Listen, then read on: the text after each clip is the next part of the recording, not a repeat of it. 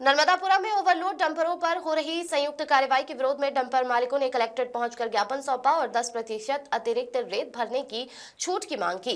जिले में राजस्व, खनिज और पुलिस विभाग द्वारा चलाए जा रहे अभियान के खिलाफ रेत ट्रक ऑनर्स एसोसिएशन के बैनर तले बड़ी संख्या में डंपर मालिक कलेक्ट्रेट पहुंचे। उनका कहना है कि वैध दस्तावेज होने के बावजूद वाहनों पर कार्रवाई की जा रही है, जिससे आर्थिक नुकसान हो रहा है। प्रतिनिधिमंडल ने एडीएम और जिला खनिज अधिकारी से मुलाकात कर मांग रखी कि वैध डंपरों को न रोका जाए और खदान से निकलने वाली रेत में पानी सूख जाने के कारण 10% अतिरिक्त रेत भरने की अनुमति दी जाए।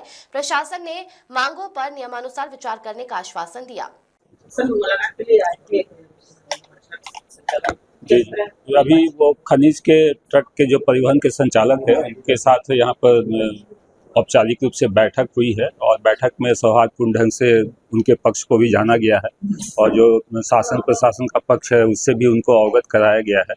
और उनने कई समस्याएं अभी परिवहन मालिकों ने बताई हैं कि खनिज के परिवहन में बहुत सारी समस्याएं जो आ रही हैं, तो उसके संबंध में उनको अवगत कराया गया है कि जो भी कानूनी तौर पर और नियमानुसार उसमें उनकी मदद हो सकती है वो हम करेंगे। क्या प्रमुख मांगे थी इस बात को लेकर?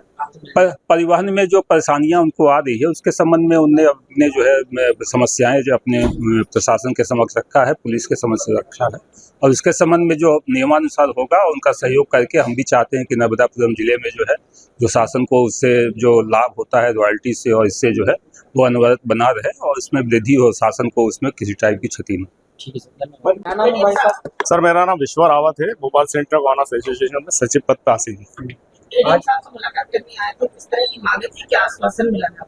सर हमारी जो एडीएम साहब से मुलाकात के बाद जो हमारी मांगे थी वो यही मांगे थी कि व्यवस्थित तरीके से जो कारोबार चल रहा था उसका जो संचालन हो रहा था वो संचालन पूर्ववत किया जाए और ये बेवजह की जो पुलिस की उसमें एंट्री हो गई है, चूंकि धारा 2325 के अंतर्गत पुलिस का कोई हस्तक्षेप सीधा नहीं हो सकता। अगर गाड़ी में कोई गलत माल भरा हुआ है तो पुलिस माइनिंग को इन्फॉर्म कर सकती है, माइनिंग कार्रवाई कर सकती है। तो हमारी उनसे यही मांग थी कि पुलिस का जो हस्तक्षेप है उस हस्तक्षेप को खत्म किया जाए।